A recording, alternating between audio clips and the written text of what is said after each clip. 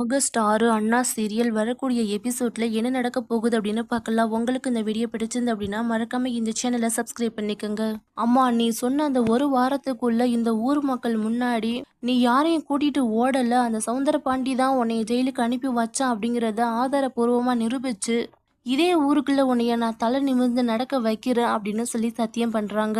ஏயா, அது எனக்கு தெரியுயா, என் மையனும் என் மருமகளும் சேர்ந்து நான் சொன்ன எல்லா வேலையுமே எனக்காக செஞ்சாங்க. இதுக்கப்புறமா என்னைய கைவிட்டுருவாங்களா? எதுக்கு ஏன் நீ சத்தியம்லாம் பண்ணிக்கிட்டு இருக்கிற? வாயில சொன்னாலே போதுமையா, அம்மா நான் உன்னைய முழுசா நம்புறேன் அப்படிங்கிற மாதிரி சூடாமணி சொல்றாங்க. சூடாமணி இவ்வளோ கஷ்டப்படுறத பார்த்துட்டு வீட்டில் இருக்கிற சூடாமணியுடைய பசங்க எல்லாருமே ரொம்ப ஃபீல் பண்ணி அழுக ஆரம்பிக்கிறாங்க. அப்பதான் சவுந்தரபாண்டி வீட்டுக்கு பயங்கர கோவத்தோட வந்துட்டு ஹாலில் உக்காந்துக்கிட்டு இருக்கிறாங்க. நீங்கள்லாம் மனுஷன்னா உங்களுக்கெல்லாம் நல்ல சாவே வராது. எதுக்காக நீங்களாம் இப்படி வந்து பண்ணிட்டு இருக்கிறீங்க? நீங்களாம் புழு புழுத்து தான் சாக போறீங்க. ஒரு கொலையை பண்ணி ஒரு பொம்பளைய ஜெயிலுக்கு அனுப்பி குடும்பத்தை விட்டு பிள்ளைங்களை விட்டு அனாதையாக்கி இத்தனை வருஷம் கழிச்சு அவ இந்த வீட்டுக்கு வந்திருக்கிறா. அவளுக்கு கொஞ்சம் கூட நன்றி விசுவாசம் இல்லாம அவளை ஓடுகாலி, அவ வந்து சொகத்துக்கு ஆசைப்பட்டு தான் இன்னொருத்தனை இழுத்துட்டு ஓடிட்டா அப்படின்னு வாய் கூசாம பொய் சொல்லிட்டு இருக்கிறீங்களே.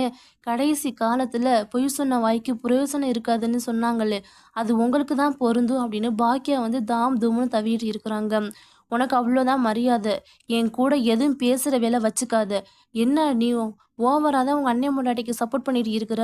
என்னைய பொறுத்த வரைக்கும் அவள் ஒரு ஓடுகாலி தான் அப்படிங்கிற மாதிரி சொல்கிறாங்க.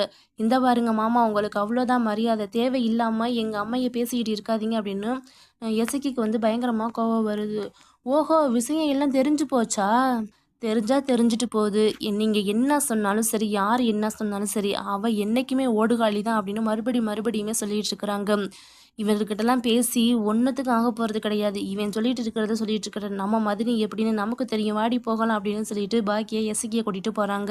அப்போ தான் சவுந்தரபாண்டி சனியனை கூப்பிட்டு, இலை சனியா, அவள் சொல்லியிருக்கிற அந்த ஒரு வாரத்துக்குள்ள அந்த கொலையை நான் தான் பண்ணுனேன், கோயில் நகையை நான் தான் திருடுனேன் அப்படிங்கிற உண்மை யாருக்குமே தெரிஞ்சிடக்கூடாது. இத்தனை வருஷமா அவ தான் ஜெயிலில் இருந்துட்டு இப்போ வீட்டுக்கு வந்திருக்கிறாங்கிறதும் யாருக்கும் தெரிஞ்சிடக்கூடாது.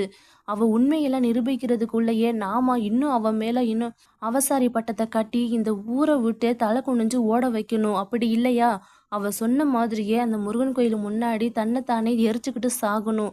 இது 2 தான் நடக்கணும். நம்ம நினைக்கிறது மட்டும்தான் நடக்கணும். அதுக்கு நம்ம என்னென்ன பண்ணணும்னு நீனும் யோசிச்சு வை, நானும் யோசிச்சு வைக்கிறேன் அப்படின்னு சொல்றாங்க. சரிங்க ஐயா, நீங்க சொல்ற மாதிரியே எல்லாத்தையுமே சிறப்பா பண்ணிடலாம். ஆனா ஒரு சந்தேகம். இப்பதான் சின்னையன் நம்ம பக்கமே இல்லையே. நம்ம பண்ணின எல்லா விஷயமும் அவர்கிட்ட நீங்க தான் சொல்லியிருக்கிறீங்க வாயை திறந்து. நான் செஞ்ச கொலைக்காக தான் சூடாமணி வந்து கேரளால இருக்கிற ஜெயில இருக்கிற அப்படின்னு நீங்க தான் சொல்லியிருக்கிறீங்க. அந்த நகையை நீங்க தான் திருடுனீங்க. இத்தனை வருஷமா அது நம்ம வீட்டில் தான் இருந்தது அப்படின்னு சின்னையாவுக்கு தெரியும். நீங்க போய் இப்போ பொய் சொன்னா கூட சின்னையா நம்ம பக்கமே இல்லையே. அவங்க அம்மா சொல்றது தான் கேட்குறாங்க. அவங்க அம்மா பக்கம் தான் இருக்கிறாங்க. அவரே நம்மள எதுவும் போட்டு குடுத்துற மாட்டாரா? அப்படின்னு கேட்குறாங்க. ஏலே, இவ்வளோ யோசிச்சேனா இதை யோசிச்சிருக்க மாட்டேனா? அவன் ஏன் புள்ள என்னமோ சூழ்நிலை சரியில்லையா? இல்லை வேற எதுவும் பிளான் பண்ணிட்டு இருக்கிறானான்னு எனக்கு தெரியல. ஏதோ இப்போ அவங்க அம்மா பேச்சை கேட்டுக்கிட்டு இருக்கிறான். என்னைக்கா இருந்தாலும் அவன் என் பக்கம்தான். அவன் என் பேச்சை மட்டும்தான் கேட்பான். நான் என்ன செய்ய சொன்னாலும் அவன் எதுவுமே கேட்காம செய்கிறவன் அப்படிங்கிற மாதிரி சொல்லிட்டு இருக்கிறாங்க சமுத்திரபாண்டி. அப்பதான் முத்துப்பாண்டி வர்றாங்க. ஏப்பா, நீங்க தானப்பா அந்த சூடாமணியை ஜெயிலுக்கு அனுப்பி வச்சீங்க. பேசாம ஒத்துக்கிட்டு தண்டனையை வாங்கிட்டு பேசாம இருக்கக்கூடாதா? எதுக்காக தேவையில்லாம அந்த பொம்பளைய எந்த பாடுபடுத்திட்டு இருக்கிறீங்க? உங்களுக்காக ஜெயிலுக்கு போனது பத்தாதுன்னு அவளை வேற அவசாரி பட்டம் கட்டிக்கிட்டு இருக்கிறீங்க. இதெல்லாம் நல்லாவா இருக்குது? உண்மை வெளியே தெரிஞ்சா ரொம்ப அசிங்கமாயிரும். நீங்களே பேசாம உண்மையை ஒத்துக்கிட்டு தண்டனையை கம்மி பண்ணிக்கங்க அப்படிங்கிற மாதிரி சொல்றாங்க.